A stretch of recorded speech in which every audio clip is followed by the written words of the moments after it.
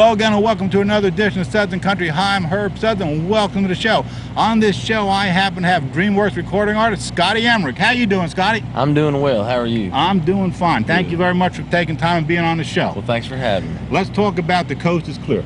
Okay. That's your CD out now. The perfect title for a CD, born and raised in Vero Beach, Florida. That's right. It's a little bit south, a little bit north of Palm Beach. Beautiful down there.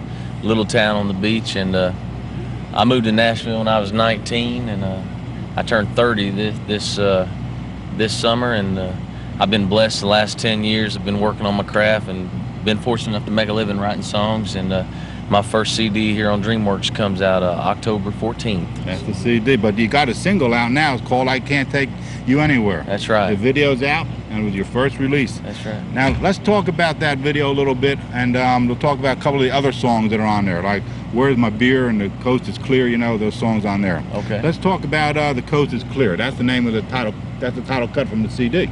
Yeah, it's a song I wrote about a guy just sitting in paradise on the beach waiting for the love of his life to come along, and he's just going to sit there until she does. And he's ready for the love of his life, so the coast is clear, you know, in both ways. Are you with that man sitting on the beach? I was. There you were, okay. But I had to get up and move to Nashville. I knew that was coming down the road. How about Where's My Beer? Where's My Beer? Oh, man,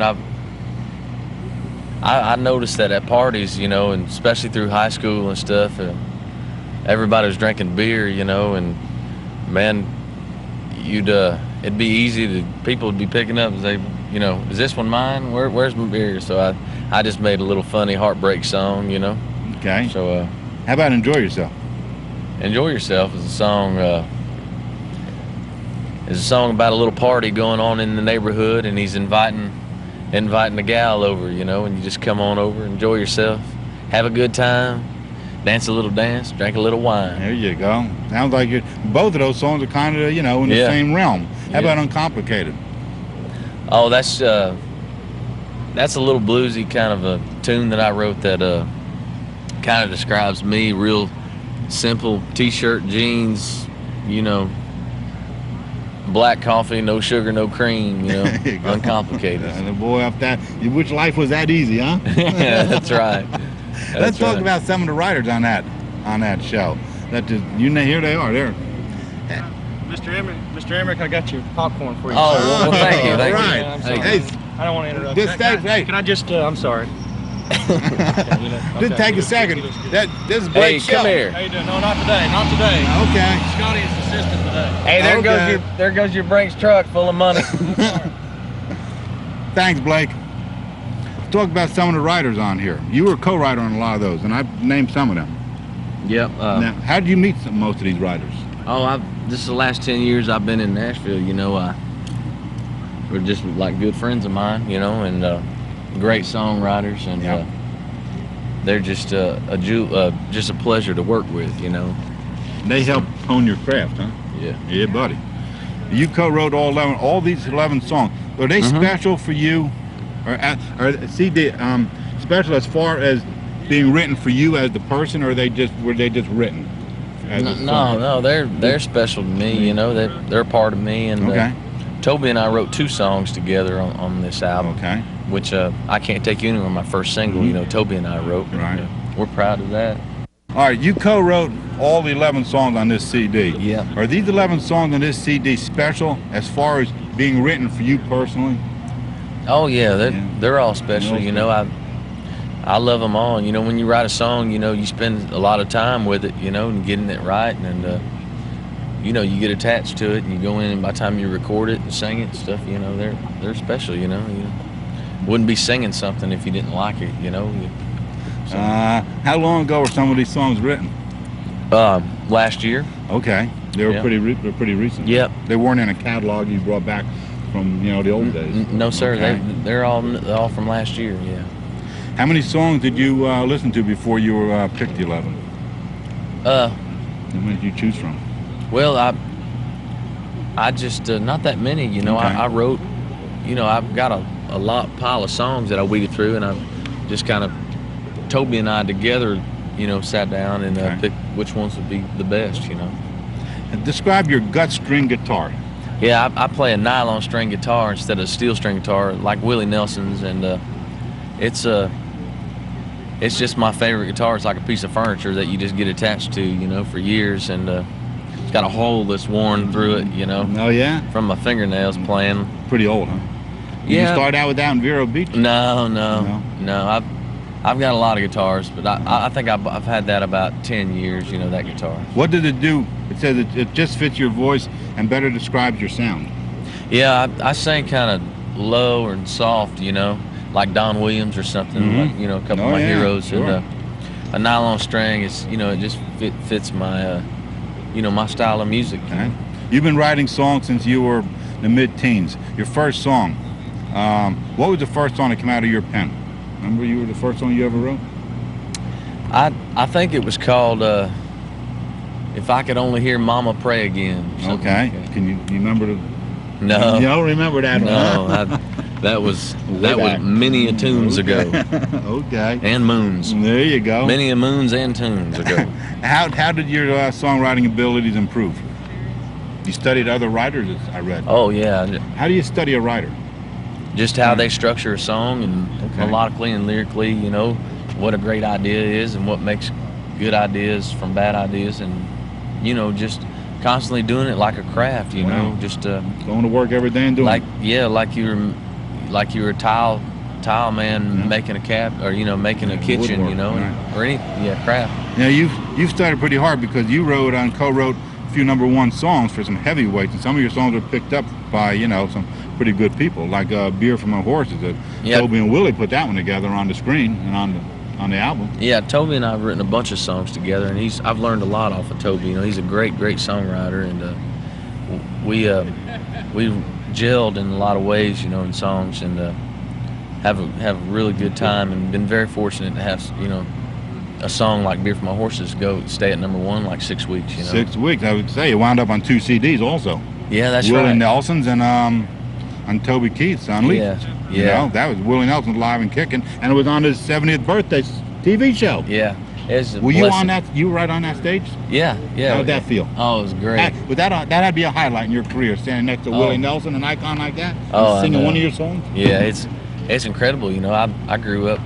I'm 7 years old, you know, and listening to Willie Nelson. Redheaded Stranger. That's right. There you go. Yeah. Yeah. So standing next to him, having him sing singing one of your songs you co-wrote. Yeah. Man, that had to be it. Yeah, it still hadn't really sunk in yet, you know.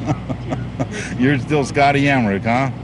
And Willie recorded I Didn't Come Here and I Ain't Leaving. Yeah, no, I wrote that song with a buddy of mine, Michael Smotherman, in January, and Willie cut it. It's gonna come out next 7 songs you co-wrote wound up on Unleashed, huh? Yeah, Toby and I wrote 7 together on Unleashed. In 2002. Yeah. Is your writing coming more natural to you now? I run through spells, you know. I run through ups and downs, you know, as far as inspiration levels, and you know, just so I don't know. I'm always constantly trying to stay after it. So I don't know. None of it's very easy. Can anybody be a songwriter? I don't think so. No, it has to be born in you. Well, a little bit of both, you know. It has to be born in you. You have to have the dedication and drive, and you have to have the knowledge and the wanting to learn of it. You have to play a guitar to be a songwriter? No, you don't have to play anything, you know. Let's show that video. I Can't Take You Anywhere. Okay. Now, I want you to say something about that video that somebody else would not know if they didn't see this show. How was it taped? Where was it taped? And it was I Can't Take You Anywhere video was taped in a little house, a little bachelor pad, which is the setting for the video. Right. And it was in Nashville. Okay. And the concept of it, you know, a bunch of friends come by and remind me of her, you know, and then we all play. What's the phone number? Yeah, when Toby sings on the little part of the second verse, there's, you know, Toby's ID shows up. So and shows up, and if they call that number, where does it go? If they call that number, there's a little promotion. You know, Toby leaves some messages, so call there and hear Toby. He'll talk to you and tell you the scoop on a bunch of things. So it's pretty cool. Pretty cool. Yeah. Pretty cool. Your dad listened to country music, Hank, Willie, and Emmy Lou. You learned to sing Hank's songs when you were 6 years old? Hank Williams Sr., yeah. Yeah, yes, sir. Buddy, you're best. Yep, my dad bought me those records, you know, and course, I was already very interested in singing and stuff, so I learned how to play guitar to Hank Sr., you know, which is at an early age like that really helped me out and really helped me, you know, learn what a great song is. He could be 80 years old. He would have been 80 years old this month. That's right. Yeah. That's right. He died in 52? January 1, 53. 53. He would be 80 years old. Yeah. You know, he would be. By the time you were 10, you knew all the Red-Headed Stranger songs? Yeah, You memorized them all, Yeah, huh? my dad had the Red-Headed Stranger 8-track. That was a great album, wasn't it? Oh, incredible. You were a left-handed guitar player. Not too many left-handed guitar players around, were there? Well, I never played left-handed. No, I know, but you were left. I write left and I kick left, you know, and when I was a boy, you know, when I was just singing hold the guitar, you know, I would always hold it left-handed. And by the time I got old enough to learn chords and stuff, you know, my dad would make me turn that thing around, you know. So he said, boy, you're going to have to turn it around. You're ever going to learn. It's going to save you a lot of heartache, you know. So I did, and, you know, pretty uncomfortable playing left-handed guitar, isn't it? Well, especially if you're in a group of people playing guitars. Like a fiddle player, you know, going the wrong way. Yeah. Yeah, I think it helped. My dad helped me out by, you know, making me learn the right way. I read one saying that you had in the bio there. It says, because you're always a singer because it made you happy. Now, I never heard anybody say that before. I thought that was pretty nice the way you said that. Now, you say, going back a few years, you sang in camp. Oh, summer camp? Yeah, summer camp. I sang everywhere. Yeah, everywhere. I sang out on the baseball field in Little League. I sang summer camp. I sang in school. You sang a cappella most of the time? A lot of the time, A cappella. At 12, you were semi-professional singing in Moose Lodge? Yeah, sure was. Who was George Wilson?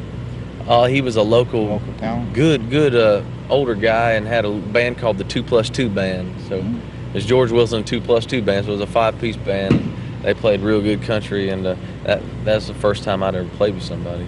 Now, he heard you singing Hank songs, and you yodeled on Long Gone Lonesome Blues. Yeah. I went down to the river to watch the fish swim by, but I got to the river so lonesome I wanted to die, oh Lord. I was a little boy, and before my voice changed, I can't yodel anymore, but when I was a kid, I got her down. Can anybody yodel? I don't think so. You don't think so, huh? All right. Then you were doing... then you were... Good thing the camera's facing this way, even though our cable. Then you were singing all the other lodges around. You know, basically you were a guitarist, though. Huh? Yeah. You didn't sing with any other groups, huh? No, there wasn't too many groups down there on the beach where I was from, you know, so I was kind of going at it alone. When did you stop singing cover songs and start writing? Why did you get tired of singing? 12th grade. Well, I never stopped singing. Well, Toby and I sit on the bus and sang. I heard that. Merle Haggard for days, and so I never stopped singing great songs, you know. But I knew once I moved to Nashville, you know, if I was going to go after it, you know, I was going to have to start coming up with something, you know. You did that when you were 19. How did it feel to go to Nashville and say, "Nashville, here I come"? It had to be a good feeling, didn't it? It was scary. I was scared to death. Scared to death. But it didn't scare me enough to keep me from going, so. You never turned back when you were there, No. How many people turned back, you know, and said, I went there, and then they came back, you know, and then they went back again, you know? Yeah, probably a lot. Yeah, probably a lot, right. Now, if you stayed with a friend and friends kind of hooked you up with Bill Douglas? Yeah, he was a songwriter in there that helped me out, you know, really Brian White was in there? Yeah. And through Brian, you met Derek George. Who's Derek George? Derek and Brian were buddies, and when I met them, we were all 19, same age. And, you know, Brian White hadn't gotten a record deal yet then, and we were all buddies, and we had a lot of fun, and, you know, sang 3-part harmony together all the time. How does Bill Short, Sawyer Brown, and Club Zoo music fit into your life? That was my first publishing deal as a writer, you know, when I was 20 years old. I got signed to Sawyer Brown's publishing company, and, you know, really helped me out where I could just I could do it for a living, you know. No more busting tables, huh? No more busting tables. All right. You never did writers' nights, huh? Not too many. You know, I did a handful, but I mostly during the day wrote and was in the studio and stuff, and didn't get out too much at night. In the first 2 years, and after you were in Nashville a couple of years, you had a top 5 hit as a writer? Yep, it was a Sawyer Brown top 5 hit. I Don't Believe in Goodbyes. I Don't Believe in Goodbye. Yep. Yeah. Brian White and I helped Mark Miller write that, and it was Greatest hits. yeah, it was on the Greatest Hits album. It was a top 5 record. It was just a blessing, you know, just to be that young and have something fortunate like that happen. That was a good move. In '97, you were on the road with Brian, Vince, and Leanne. Yep, '97 I played with Brian, you know, in big shows. Brian was doing well, and we opened up for Vince Gill all year at places like this, big venues. And in '97, you met Toby backstage at the CMA show, huh? Yeah. That's where it really started to move. Yeah, well, you know, Toby's been such a great songwriter. You know, he took a liking to me and wanted to hear some of my songs, and we've just been buddies ever since, you know. And it's great to meet good people like that. You kept writing for Sawyer Brown and Brian and George Strait and Ronnie Millsap, huh? Yeah. They all recorded your songs, huh? Yeah. George Strait had a hit on any of your songs? No, George didn't have a hit on it, but it's on the album. You know? On the album? Yeah. Ronnie Millsap's a great guy, isn't he? Yeah. Yeah, I had him on the show. You did? Yeah, I had him. What a singer. I had Brian on the show already, you know? Yeah. Yeah. And that Big Yellow Dog music, Sony.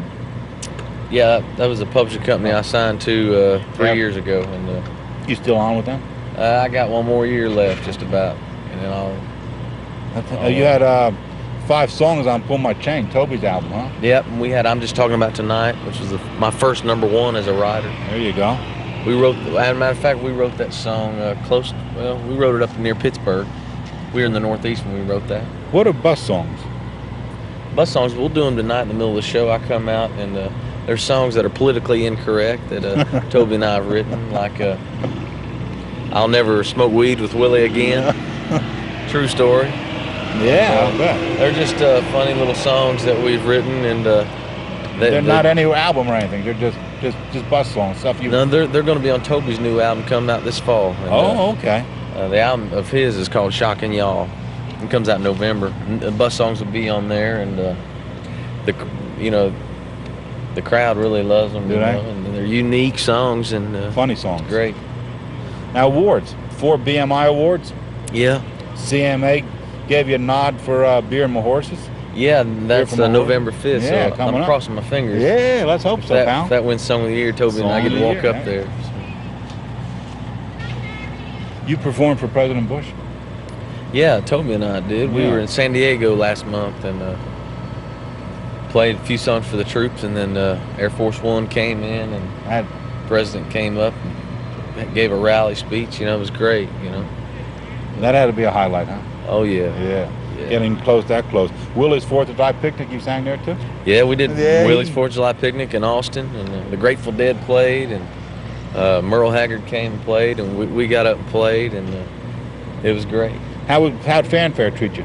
Fanfare was great. You know, I got to do a lot of interviews and a lot of radio, and you know, people are really nice. So website? My website's up. I know. ScottyEmerick.com. There you go. And what they can find out where you're going, find out where I'm going, where I've been, and where I don't need to go. And you get merchandise on there, and all kinds of links to Toby's stuff, and it's a good-looking website. I'm proud of it. I was there last night. Yeah. Favorite duet partner, live or dead? Who'd you want to sing with if you had a choice to sing with somebody? Don Williams. Don Williams. Yeah. The Gentle Giant. The Gentle Giant. He's great. He is. I need to hurry up and have some hits so I can look him up. Yeah. I'd play his music on the radio. God, I love Don Williams. What one question would you ask him if you had the opportunity to ask him a question? Don, would you like to sing a song? There you go. There you go. The highlight of your career would be your #1 song so far? Oh man, I've been so fortunate. You have a lot of highlights. I have a lot of highlights. Highlights. Your mother and father taught you good, I read, huh? Yeah, I've got a great mom and dad and brother, and they good family. I agree with you there. What's it say? Wonder Woman. First childhood crush? Yeah. Wonder Woman. I know, she's gorgeous. Linda Carter. That's right. Yep. I watched every one of those shows when they were out. I watched every one. She is fine. She is fine. She's about 52 now and just looking good as ever. Is she? Yeah, I see her on some commercials every now and then. What do you do for a hobby, just to relax? Actually, I've got a couple days off after tonight, and Blake and I are gonna go fishing. There you go. On a little river outside of Hartford, Connecticut. Oh, up this one. Yeah, we'll stay up here and go trout fishing. So, man, I really look forward to that. Favorite TV show is Sanford and Son? Yeah. I watch them every night. Yeah. TV Land has them on. That's right. Every night. I love Red Fox. Red Fox, he's great. How about Angel Flying Too Close to the Ground? Your favorite song? That's a great song. One of my favorite songs is, Willie knows how to pin one. Oh boy. Let's close the show with your hit. We're gonna wrap up the show here. What is it? And tell us, just say, something about it again, and we'll wrap up this video. Here's my first single on DreamWorks. I'm Scotty Emerick, and my song is called I Can't Take You Anywhere. Thanks for watching, and be safe. And y'all enjoy a safe and happy winter up here in the Northeast. I'll see you soon. And I wanted to say I want to say lots of luck with your career. Thank you, sir. And look forward to seeing you again here in Southern Country. When you have some more hits, man, we'll sit down and talk again. Thanks for having me. All right, Scott, it's been a pleasure. See you next time here in Southern Country. Bye-bye. Bye-bye.